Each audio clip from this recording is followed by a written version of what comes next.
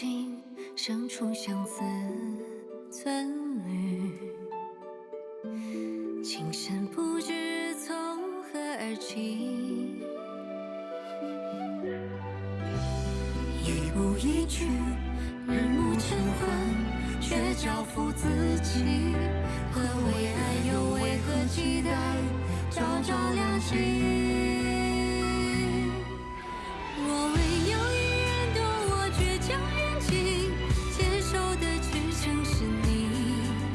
若为有一人刻度飘摇风雨，流离的归处是你。若为有一人护我夙夜长宁，此生的安然是你。愿交付的背后，交我的双手是你。若能许下一世长愿，岁岁如金。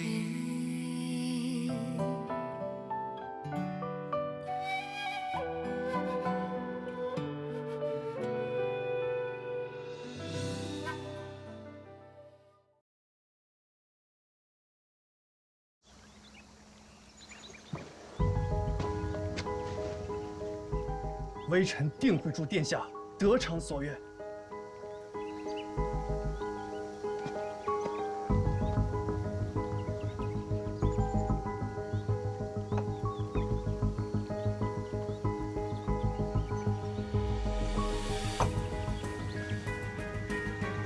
我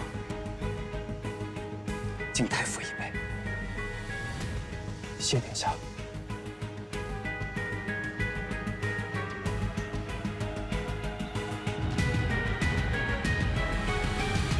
九子，实不相瞒，方才有一瞬间，我确实担心你会提刀回去，杀了骆子生。那会牵连你们所有人，我不会这么做。但眼看仇人近在眼前，却不能为父亲、为朋友、为那些无辜者报仇，这感觉我懂。我们叶家又何尝不是满门血债，家破人亡呢？只是眼下，却拿他一点办法也没有。那为何不去面见陛下，把那骡子上的假面直接给他拆穿了，让陛下斩了他呀？骆子商最擅长的就是在幕后搅动风云，没有任何人知道他的真面目，都以为他忍辱负重，一力在王善权手下，保全江南士族，所以他威望颇高啊。还有，他最擅长的就是蛊惑人心。此事闹起来，定会被有心之人抓住画柄，用来攻击陛下和幽州派，得不偿失啊！那陛下也是明辨事理的，那不是更信任咱们吗？哎，没用的。你仔细想想，骆子成既然敢堂而皇之地出现在东都，他手上必然有旁人，甚至连陛下都不敢动他的缘由。新朝初建不宜攻伐。如今陛下根基未稳，各州割据，正需要他们审时度势，主动归顺。现在骆子成主动献上了扬州，若是动了他，那谁还敢归顺咱们大夏？哎呀，那这么说，这骆子生借着观望天下之势，得了一块免死金牌啊！正是。为了陛下，为了新朝安定，这血海深仇我可以忍。可那是太子太傅啊！太子乃是我朝之本，是大夏的未来。他用扬州换来这个位置，就是把赌注放在了储君身上。这是我最担心的。臣骆子商，参见太后。臣为太后寻得一对合浦夜明珠，供太后把玩，望太后笑纳。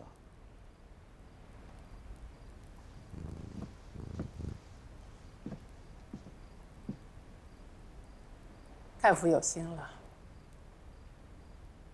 听闻太傅手刃王善权，献出扬州，陛下特擢为太子太傅，既是陛下身边的红人，怎的又来本宫宫里走动了？当初陛下入主东都，若是没有太后的扶持，何以让天下臣服？可如今陛陛下根基未稳，便借彻查库银之名来肃清朝野，实则是在向太后夺权。陛下此举的确是伤了本宫和前朝旧臣的心，不知太傅有何高见？臣曾听闻，这云长公主和顾九思之间曾有婚约，既是先帝遗愿，理当履行婚约。这顾九思乃是一名纯臣，他唯一的倚仗便是陛下的信任。这若与公主成亲，便可归于太后的麾下，而陛下则很难再信任他，他顾九思便会成为太后手中再好不过的一把刀。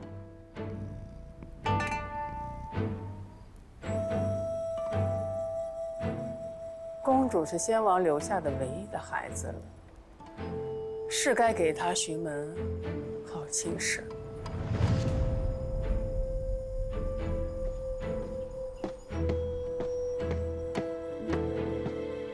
柳玉如，公主嫁入顾家后，世上便再无顾夫人，但我依旧可以让你成为柳老板。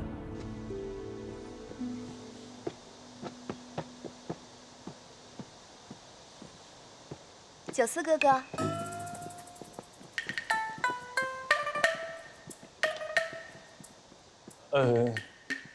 您是？见了公主，为何不拜？不必。今日我只是来见故人，不讲这些繁文缛节。下官不知公主身份，失仪冒犯，还请殿下恕罪。九思哥哥怎么如此身份了？我是云长啊。九思哥哥不记得了？咱们打小就见过，那时候我才5岁，你不知道我是谁，只当我是小宫女，帮我上树摘风筝，还骗我说叫你哥哥才肯还给我。公主是凤凰衔珠，下官岂敢攀亲啊？下官儿时做的顽劣之事不计其数，车载斗量，如有冒犯，还请公主海涵。哪里冒犯了？你我2人如此缘分，我高兴得很。3年前那场大雪，你我阴差阳错的擦肩而过，我本以为咱们缘分尽了，没想到这风筝线还真没断。不，这都是那梁王老贼搞的鬼。我对您是没有一丝一毫的心思，我哪配得上您呀？再说了，下官如今已有妻室，是幽州首富花荣胭脂铺的老板柳玉如。我们如今琴瑟和鸣，恩爱非常。九思哥哥，你我好久不见，不如就留在宫中，咱们去花园走走。下官这腿脚好像也不太好。顾侍郎，叶思剑请您去趟礼部。下官有要务在身，告辞了。九思哥哥，等等，九思哥哥。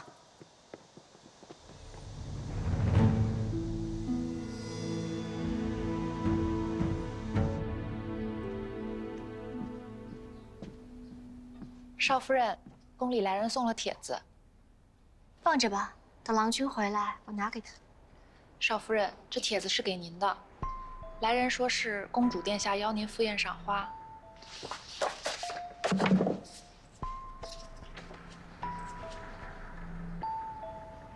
这云长公主请我做什么？说是宴请东都官眷，好多家夫人都去。我们来东都这么久，云长公主一直相安无事，怎么偏偏在九思彻查库银的时候，跑出来打感情牌？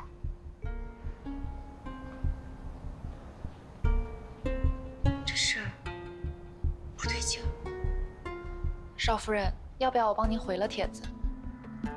不用，我得会回的。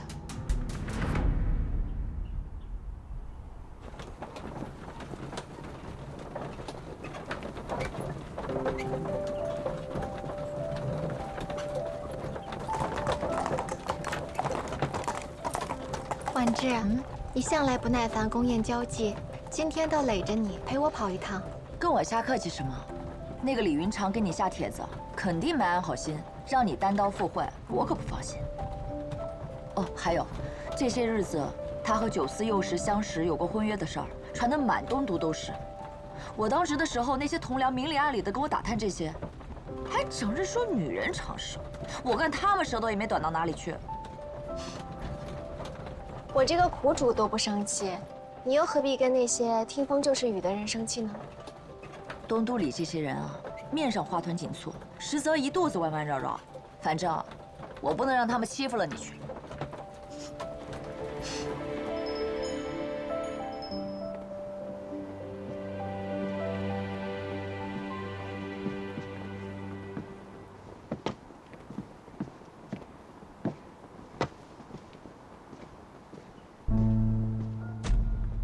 顾夫人，别来无恙。洛公子，扬州渡口匆匆一别，只得遥遥相送，心中一直以此为憾。不过还好，这么快就见面了。想不到洛公子在扬州日理万机，竟也来了东都。东都繁华之地，天下生意人无不向往。顾夫人如此，洛母自然也不例外。比起你如今这朱门贵妇的身份，洛母还是更仰慕当初你还是刘老板的模样。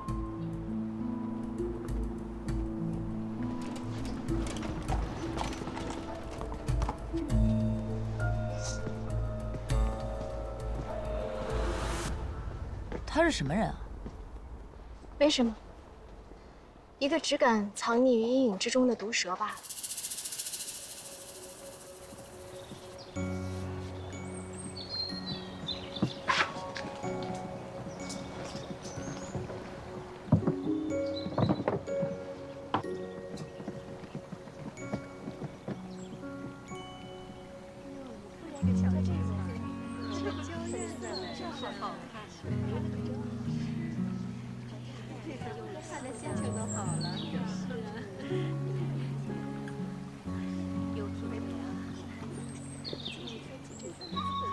刘夫人，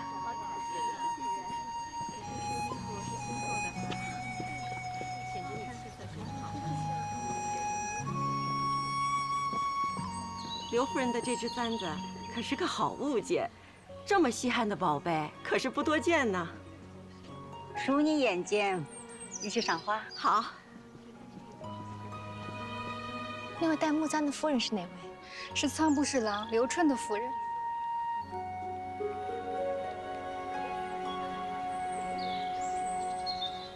知道了，你退下吧。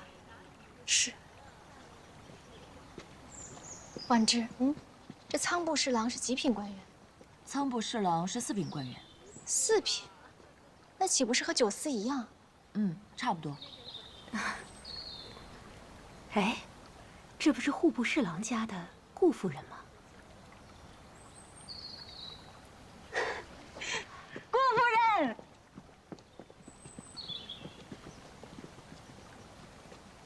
真是久仰大名。说来倒巧，我夫君刘春与顾侍郎同在户部，您的夫家呀，可是当今陛下眼前的大红人。如今一见您这气质，果然不凡。刘夫人过奖了，我这算得了什么？倒是夫人品味不凡，头上这只簪子看上去是朴素木头，可这成色分明是琼州千年的黄花梨木，失之罕有，比黄金啊可贵重多了。这只簪子便抵得上刘侍郎1年的俸禄吧？着实很多呀。是啊，1年的俸禄。刘夫人，我家从前啊也有几件产业，可远远没有夫人这般阔绰。若是刘侍郎有什么生财之道，还望夫人赐教。什么黄花梨，什么，我听不懂。我这就是普通的簪子，根本不值钱。云长公主到。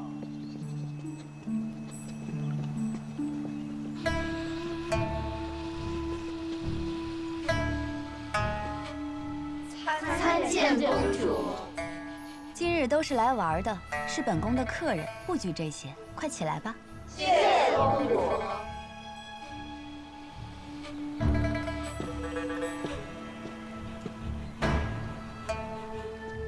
本宫让你起来了吗？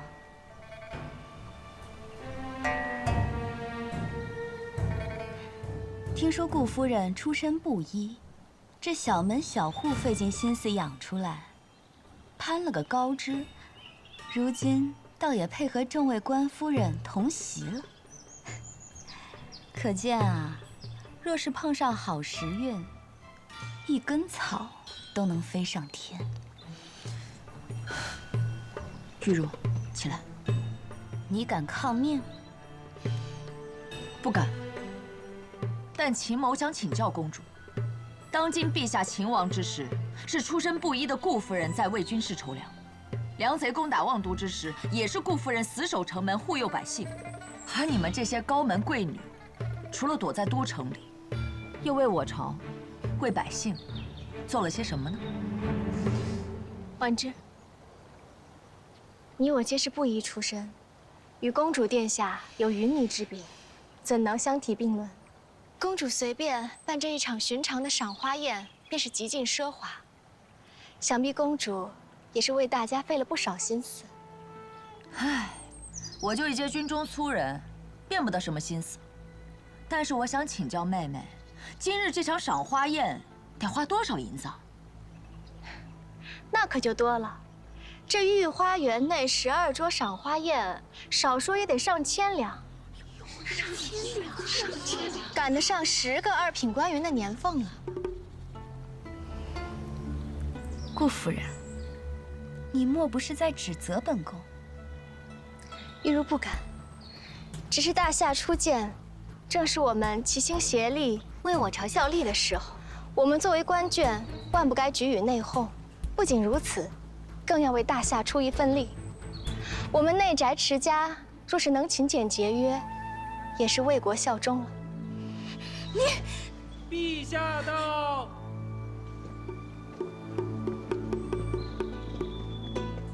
说得好。参见陛下。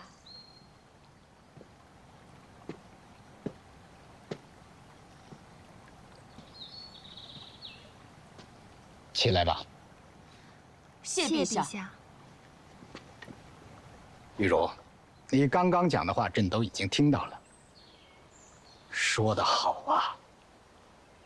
陛下，玉茹见识浅陋，想着自己在家中操持内务的法子，便联想到了，让陛下见笑了。哎，你不必妄自菲薄。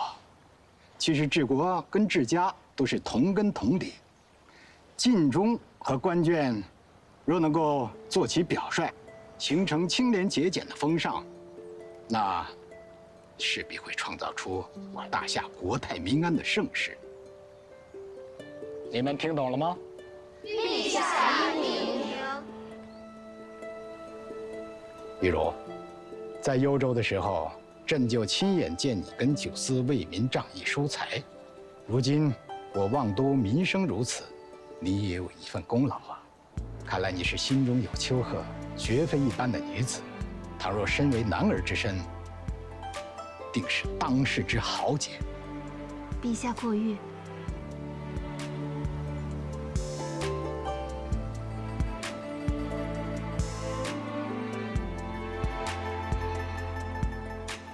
陛下近日为朝政劳累，身子骨不如从前那么硬朗了。趁着天气好，应该多出来走动走动，晒晒太阳。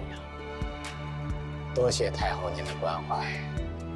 不知今日太后邀我前来，所为何事啊？还能有什么事儿啊？这人老了，心里惦着的只有儿女了。本宫呢，只有云长这一个孩子，他的婚事儿啊，还望陛下给做个主，赐婚一个如意郎君。这是好事。太后，不知您心中可有东床佳婿？陛下不知道吧？云长这孩子呢，与金朝户部侍郎顾九思啊是有婚约的。顾九思，他已有妻室啊。本宫知道，但那柳氏只不过是一介白身民女，休了便是了。何况论婚事儿啊，也是先王为云长指婚在先，柳氏进门在后，也算不得我们以皇室的身份欺压了他。太后，公主乃是金枝玉叶，那顾九思呢，他是有妇之夫，官职也不甚高，委屈了公主，实在是不妥呀。依我看，太后还是另择佳婿为好。哎呀，要是云长肯另选，我倒不必拉下这老脸来求陛下了。云长这孩子啊，被我给宠坏了。他与顾侍郎青梅竹马、总角十辫的玩在一起，如今一心啊就想嫁给他。陛下，这也是前朝先王最后的遗愿了。如今先王呢已无子嗣，也就是剩下云长这唯一的血脉了。当初我孤儿寡母，带着满朝文武开城相迎，把一切都献给了陛下，不求别的，只求一份庇佑。儿女婚姻这点小事儿，也望陛下给做个主，也算是圆了先王最后的遗愿。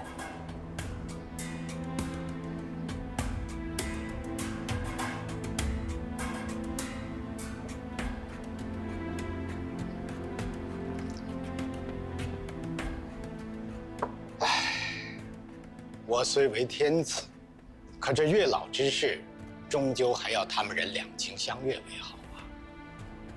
这样吧，我去帮您问问顾爱卿的意思，如何？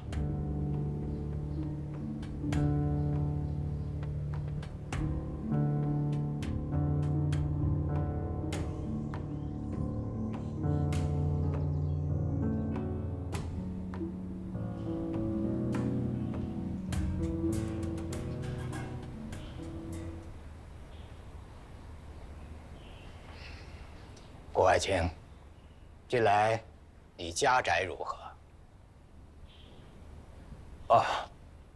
微臣近来家宅安宁，家祠康健，多谢陛下关心。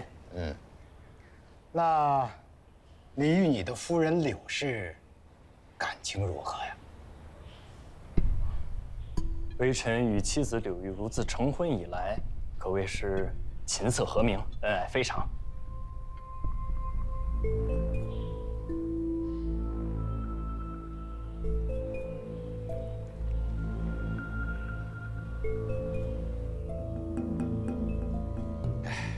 顾爱卿，倘若朕要是赐云长公主为婚，你意下如何？陛下抬爱太后垂怜，微臣心意领了，但微臣已为人夫。顾侍郎娶妻时，门第便不相配。如今顾侍郎是朝廷命官，深得陛下的器重，乃人中龙凤，休妻再娶便是。顾侍郎为何还不谢恩？陛下，太后，臣有疑惑。好，但说无妨。微臣读过圣贤书，懂得这为人夫婿之礼法中有3不去：无娘家傍衣不去，为公婆服丧3年，服侍3年不去，同贫贱后富贵不去。微臣的妻子柳玉如在扬州也是无娘家可依，为公爹服丧，服侍公婆可谓是尽心尽力，无微不至。那与微臣结发以来，我们也是同甘苦共患难，不离不弃。就算是顾家落了难，也没有因为贫贱嫌弃过微臣。顾侍郎，你本宫说这些是什么意思啊？微臣是想问太后，那我若是因为富贵而休妻，便是对糟糠之妻不忠，对宦产之交不义；那若是为了攀龙附凤，搞得家宅不宁，那是对高堂不孝。您身为慈母，这慈母之心真的愿意把公主嫁给我这样一个不仁不义、不忠不孝之徒吗？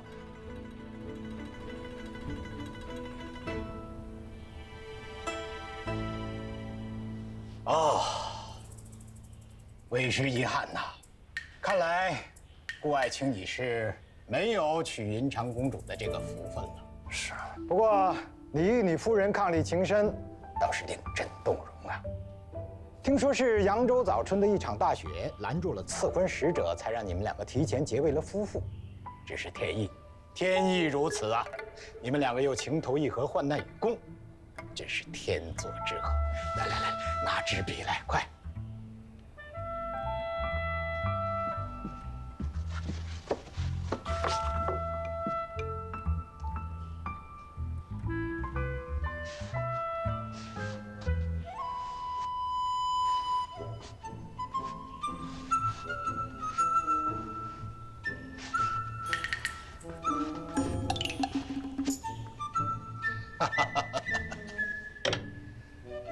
朕要将此4字御笔制成牌匾，赐予顾侍郎贤伉俪。多谢陛下。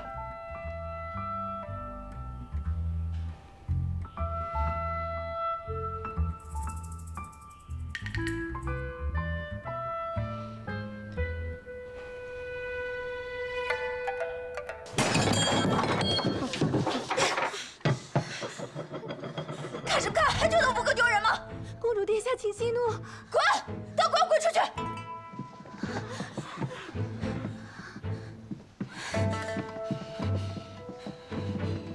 天作之合。哎呀，这牌匾越看越喜欢。木兰，去，把它挂到卧房，我要每天一睁眼就能看到它。去，走。浮夸死了！陛下怎么突然想起来赐你这个？难不成是你的云长妹妹还惦记你？陛下赐你个护身符？哎，还真让你说中。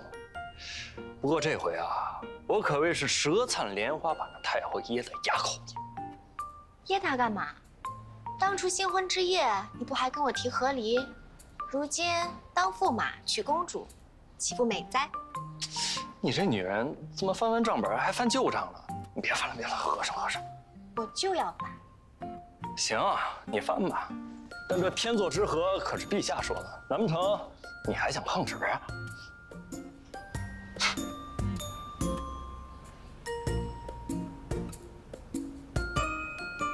怎么了？我觉着有点古怪。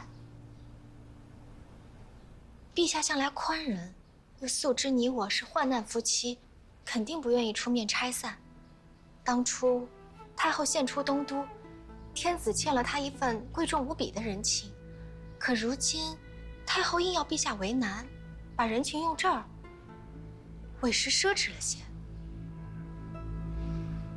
这桩婚事的意图，定然没有这么简单。我深得陛下信任，叫我彻查库银，这触犯的全是前朝老臣的利益。太后的胞兄陆勇是前朝老臣之首，太后一定不希望陛下继续查下去。没错，我身为纯臣，这倚仗的就是陛下的信任。若是娶了公主，那便是和太后前朝老臣一党，陛下就再也不能信任我。这一招如此阴森，4两拨千斤，听着倒像是罗子尚的手笔。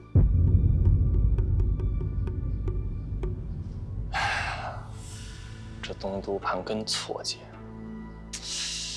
我得找那老狐狸好好商量商量。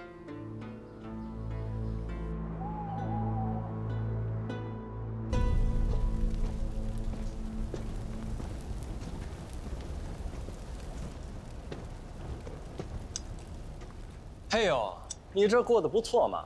看来我娘是白操心。怎么，来东都这么久，才想起有这么个舅舅？跟你娘说一声，安她的心。来，进来坐。顾氏有画地为牢，势不可入，我就不进去了，外边挺好。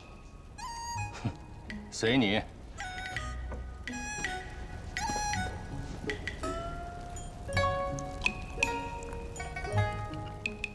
长高了，是咱们太久没见了。你的事儿我可知道不少。对了，云长公主，你当真就一点都不动心？她可是个美人啊！当年东都一见，人家可是对你芳心暗许。哎，这话可不行乱说。要是我夫人听见，我吃不了兜着。看把你吓的！我这位素未谋面的外甥媳妇儿，怎么就镇住你了？说说正事吧。还不是你执意要查库银案？赐婚公主这个事儿只是一个开始，甚至不能说它是件坏事。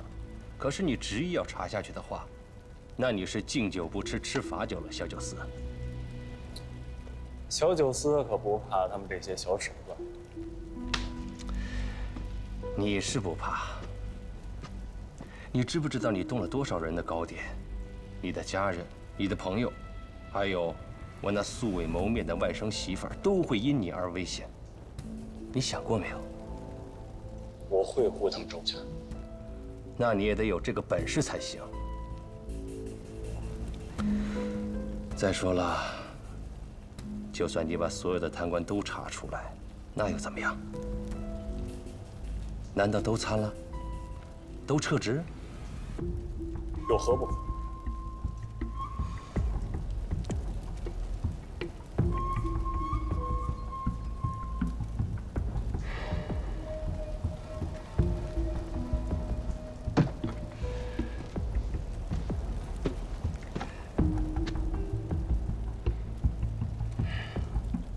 你先回去吧，免得你娘担心。行。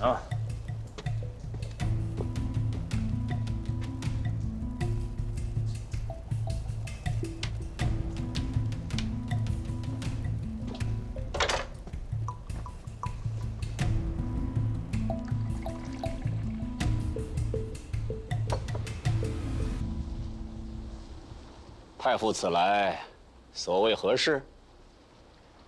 自是来为陆尚书排忧解难的。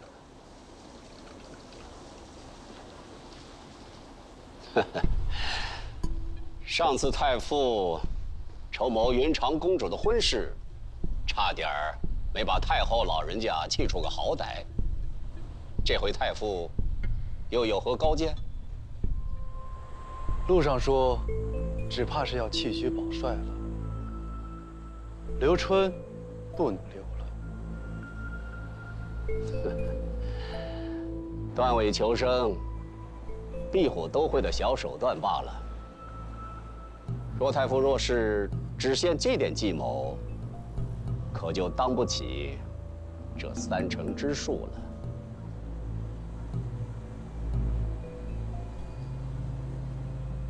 那些库银的3成，你知道是多少钱吗？你要想拿到这笔分账，就得拿出点真本事来，解决掉这个案子，不要让任何人再继续的查下去。陆尚书，再心急，也得听我把话说完吧。说。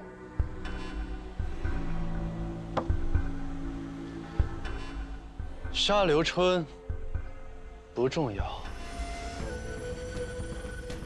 谁杀了刘春才重要。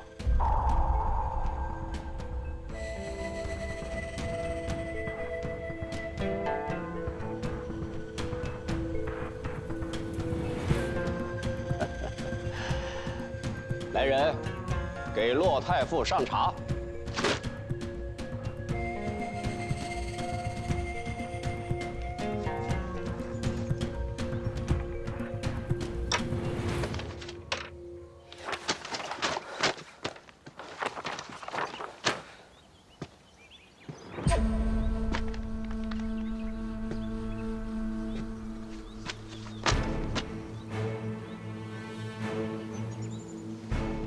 太子殿下如此勤奋，若是陛下知道了，一定会十分欣慰的。父皇从不会跑到这东宫水榭看我努力，只会在朝堂上赞许顾九思办事得力。这几日在朝堂上，又夸了顾九思好几次，连看下他的表情都和颜悦色。他已经很久没有用过那种神色看过我了。顾九思彻查库银一案，甚是得力，陛下难免赏识他呀。这有什么难的？说父皇把这件事交给我，我一定能办成。太子殿下既然有这份心意，那何不亲自去查？陛下只看结果，谁去查不重要，只要殿下赶在顾九思之前查出些眉目，那陛下自然会看见太子殿下的心意和才干。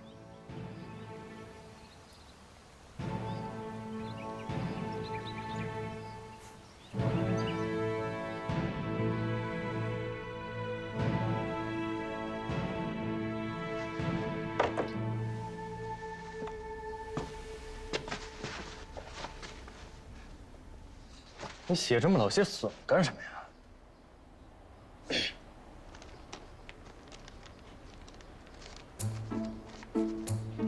你看错了，那是韵，写的丑罢了。韵？我瞅瞅，哎，嘿，还真是韵，夜韵的韵。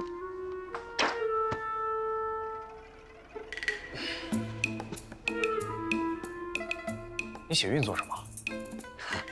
没什么，我呢就随便写写。随便写写，你写满啊？啊，你听我解释啊，这个韵字呢，就是前几日呢，你妹妹叶韵呢教我学习写字儿，我这前2天写沈明，这2天该写韵了，学习学习。行。为什么？什么时候啊？就你们2人共处一室？出去泡茶去，快点！啊，你别激动啊！哎，你给我赶紧的，快瞧见没有？他揣怀里了。这孩子好学是好事，想多了，想多了。是我想多了吗？想多了，纯属想多了。土匪，没文化。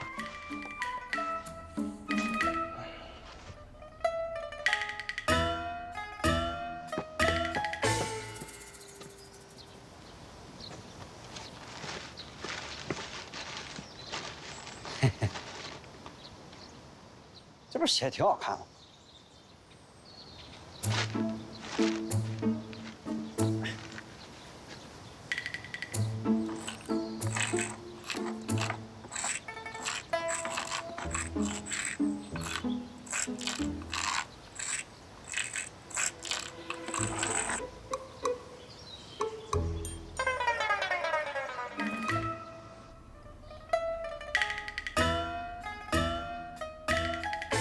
识字的，又不是只有我家韵儿，为何偏偏让月儿教他呀？还琢磨呢？那实在不行，我教他也行啊。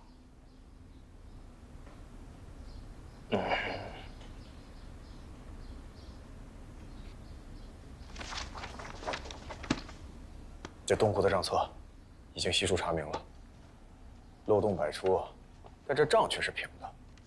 他们呀，肯定是有其他手段。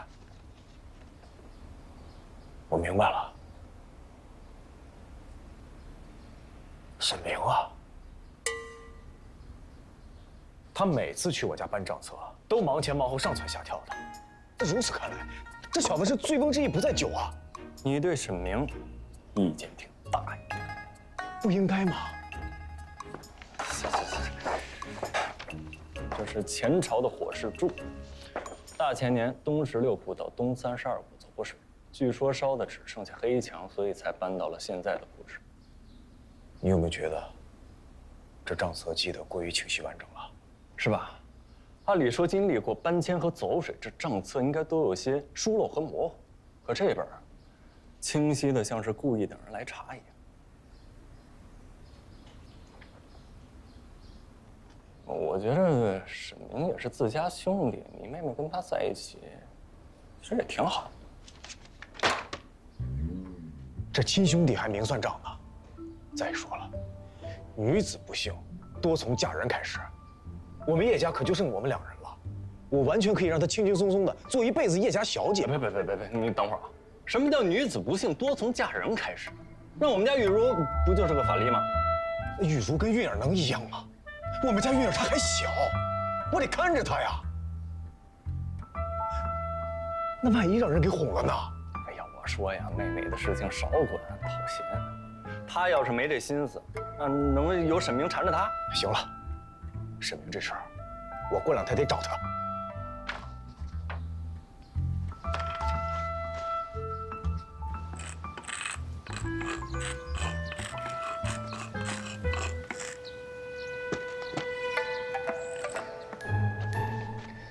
你说这银库如此重地，发生了火灾，就没有官员详细记录吗？有，御史说了，夏日炎热，烛台多倾倒，这走水也是常事，并无可疑之处。这记录的御史叫什么名字呀？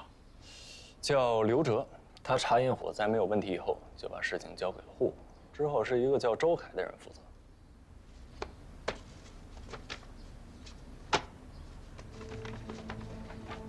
你看看，是这个周凯吗？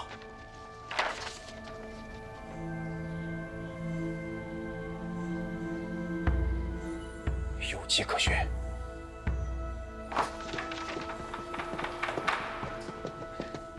死了？银库司员周凯3年前病退，1年前亡故，因其效力户部20载，陆尚书还自掏腰包拿了10两银子给他家奉候治丧。那刘哲呢？他告老还乡，应该有下落呀。前年战乱波及他的住处，村子已经平了，人不知去向。还有一处可查。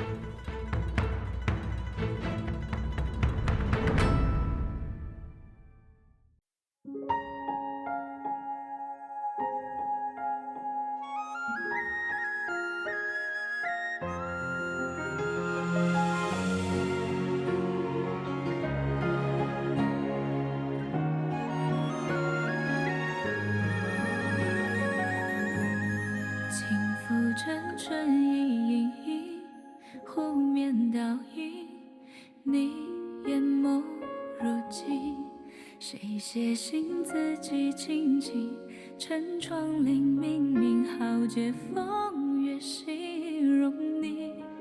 你若有梦分我听，我愿静静一朝一夕同你行。哪怕是崇山峻岭，是孤帆远影，我都认定陪你寻。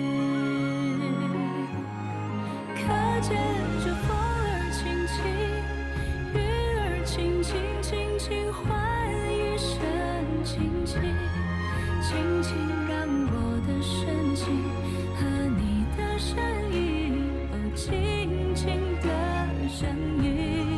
看清这月儿明明，风儿轻轻，轻轻照我的情景，轻轻听我的愿景和你的愿意，轻轻地老去。